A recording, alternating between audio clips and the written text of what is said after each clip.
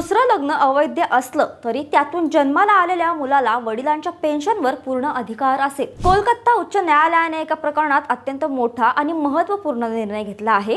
या ऐतिहासिक निर्णयाबद्दलची संपूर्ण माहिती तुम्हाला सांगतेच, पण त्याआधी अशाच महत्त्वाच्या कायदेशीर आणि सामाजिक घडामोडींसाठी थोडक्यातला नक्की फॉलो करा। अवैध किंवा घटस्फोट न घेता केलेल्या दुसऱ्या विवाहातून जन्माला आलेल्या अपत्याला वडिलांच्या पेन्शनवर कायदेशीर अधिकार असेल असं महत्त्वपूर्ण निरीक्षण कोलकाता उच्च न्यायालयाने नोंदवलं आहे।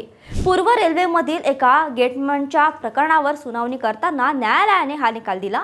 या प्रकरणात रेल्वे कर्मचाऱ्याने पहिल्या पत्नीला घटस्फोट न देताच दुसरा विवाह केला होता। 31 डिसेंबर 2025 रोजी सेवानिवृत्त झाल्यानंतर त्याने सर्व्हिस बुकमधून आपल्या पहिल्या पत्नीचे आणि मुलाचे नाव हटवून त्या जागी दुसरी पत्नी आणि तिच्या मुलीचे नाव टाकले होते। पहिल्या पत्नीने याविरोधात न्यायालयात दाद मागितली होती। या प्रकरणाची संपूर्ण पार्श्वभूमी पाहता न्यायालयाने स्पष्ट केलं की भलेही दुसरा विवाह कायद्याने अवैध मानला जात असला तरी त्या नात्यातून जन्माला आलेले अपत्य मात्र वैध असते। त्यामुळे त्या अपत्याला आपल्या वडिलांच्या पेन्शन आणि इतर सेवा लाभांचा हक्क नाकारता येत नाही। न्यायालयाने या प्रकरणात रेल्वे कर्मचाऱ्याची पहिली पत्नी आणि दुसऱ्या विवाहापासून झालेली 15 वर्षांची मुलगी या दोघींचीही नावे सर्व्हिस आणि पेन्शन बुकमध्ये समाविष्ट करण्याचा थेट आदेश दिले आहेत। भविष्यातही अशा प्रकारच्या प्रकरणांसाठी उच्च न्यायालयाचा हा निकाल अत्यंत मार्गदर्शक ठरणार आहे।